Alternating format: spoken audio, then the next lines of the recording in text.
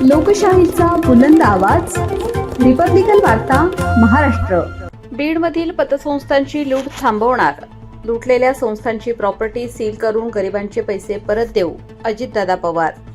बातमी बीड येथून।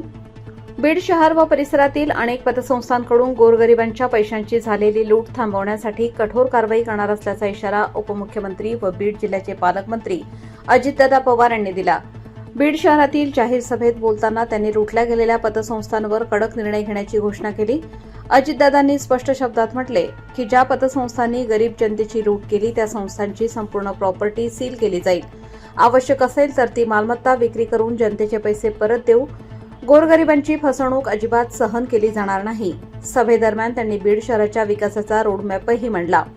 मी बीडचा पालकमंत्री आहे। माझ्या नेतृत्वाखाली बीड शहराला बारामतीसारखा विकास करायचा आहे। रस्ते, पाणी, शिक्षण, उद्योग, रोजगार यावर मोठ्या प्रमाणात कामे सुरू करणार आहोत, असे दादांनी सांगितले। या सभेला बीड जिल्ह्यातील नागरिकांची मोठी उपस्थिती होती। दादांनी विकासाच्या अनेक मुद्द्यांवर थेट संवाद साधत लोकांना शासनाच्या उपक्रमांची माहितीही दिली। साईराम परभणी स्वतःच नाव दिलंय साईराम मल्टी स्टेट, त्याच्यात लोकांचा पैसा घेतला। त्या अनिता शिंदेंनी जिजाऊ ही एक काहीतरी मल्टी स्टेट काढली। चंदूलाल बियानीनं राजस्थानी ही एक मल्टी स्टेट काढली आणि छत्रपती ते संतोष भंडारी यांनी एक मल्टी स्टेट काढली। आणि या वेगवेगळ्या मल्टी स्टेटमध्ये या सगळ्या महाभागांनी तुमच्या माझ्या बीडच्या परिसरातल्या जनतेचे 6 ते 7 हजार कोटी रुपये तिथं अडकले। कशाला म्हणतात 6-7 हजार कोटी? त्यामध्ये सुरेश कुटे जेलमध्ये, तो साईराम जेलमध्ये परभणी, अनिता शिंदे जेलमध्ये, चंदूलाल बियाणी जेलमध्ये आणि तो संतोष भंडारी फरार आहे। त्यांना कायदा नियम काही आहेत का नाही? आज कितीतरी लोकांनी तिथं आता आपले पैसे मिळणार नाही म्हणून आत्महत्या केल्या। त्या आत्महत्येला जबाबदार कोण? या सगळ्यांच्यावर मनुष्यवधाचा गुन्हा दाखल केला पाहिजे। असल्या लायकीची औलाद आहे आणि तुम्ही देखील त्याच्यात पैसा गुंतवला। अरे राष्ट्रीयकृत बँका आहेत, तुमच्या हक्काच्या आहेत, तिथं कुठलाही पैसा, एक नया पैसा अडचणीमध्ये येऊ शकत नाही। आता चुका झाल्या, मी मध्ये मीटिंग घेतली, तिथं एसपीला सांगितलं याचा तपास करा, त्याकरता चौकशी करायला सेपरेट ऑफिसर नेमले। ह्या प्रॉपर्टी यांच्याकडे आहेत, त्या सगळ्या प्रॉपर्ट्या ताब्यामध्ये घेण्याचं काम चाललेलं आहे आणि त्याची विल्हेवाट लावून माझ्या कष्टकऱ्यांचे, माझ्या बीडकरांचे, माझ्या सर्वसामान्य जनतेचे पैसे आपल्याला परत द्यायचे। कुणीतरी आपल्या मुलाबाळ लग्नाला आल्यानंतर त्याचे पैसे वाढतील, आम्ही जनतेला सांगितलं पाहिजे। आणि सांगून देखील जनतेने नाही ऐकलं तर आपण आपल्या मनाला सांगितलं पाहिजे की आपण योग्य रस्ता शिवशाहू फुले आंबेडकरांचा दाखवला होता, जनतेने ऐकलं नाही। जनता जनार्दन सर्वस्व आहे, ते स्वतःचा विचार करणारे आहेत, त्यांच्या सद्विवेक बुद्धीला स्मरून जे त्यांना करायचं ते करू शकतात। हा अधिकार संविधानाने दिलेला आहे। या पद्धतीने मित्रांनो आम्ही पुढे चाललो।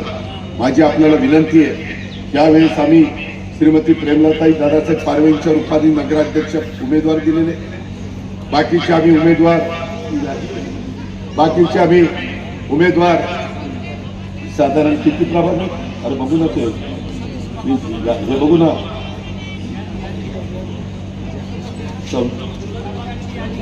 अरे त्याच्या ठिकाणी 26 आहे आणि 52 उमेदवार आम्ही उभे केलेले। त्याच्यामध्ये काही धनुष्यबाण चिन्ह घेऊन आहेत, काही घड्याळाचं चिन्ह घेऊन आहेत, असे वेगवेगळे चिन्ह घेऊन हे चिन्ह घेऊन उभे। माझी विनंती आहे की इतके वर्ष तुम्ही काहींच्या हातामध्ये एका परिवाराच्या हातात सूत्र दिली, तो तुमचा अधिकार आहे, मला आता मागचं काढायचं आहे। तुम्ही उद्याचे 5 वर्ष माझ्यासारख्या कार्यकर्त्याच्या हातात, मी म्हणतोय ते ऐका। खरोखरीच अजित पवार सांगतोय तसं आपलं शहर बदलतंय का नाही ते पहा। अरे आता सांगितलं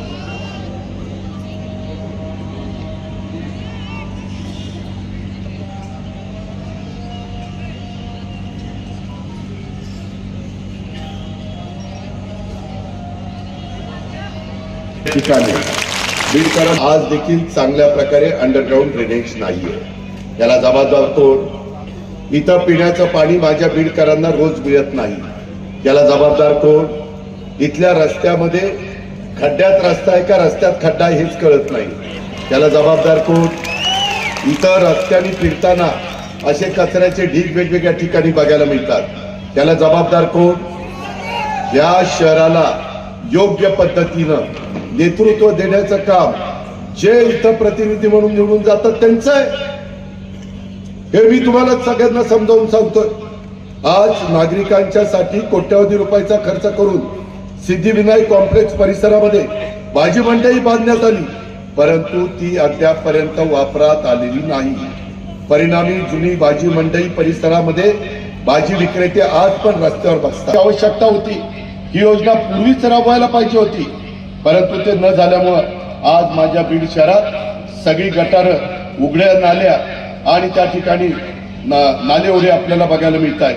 त्या नाल्या बहुतेक वेळात तुंबलेल्या असतात आणि त्यातील घाण पाणी सगळं रस्त्यावर येतं. त्याच्यातनं तुमचं आरोग्य धोक्यात येत आहे. त्याच्यातनं तुमच्यातले काही जण आजारी पडतात आणि मग डॉक्टरकडे जावं लागतं. त्याच्यात औषध पाणी खर्च करावं लागतं. हे काय चाललंय आणि कशा करता चाललंय? अरे जग कुठं चाललंय?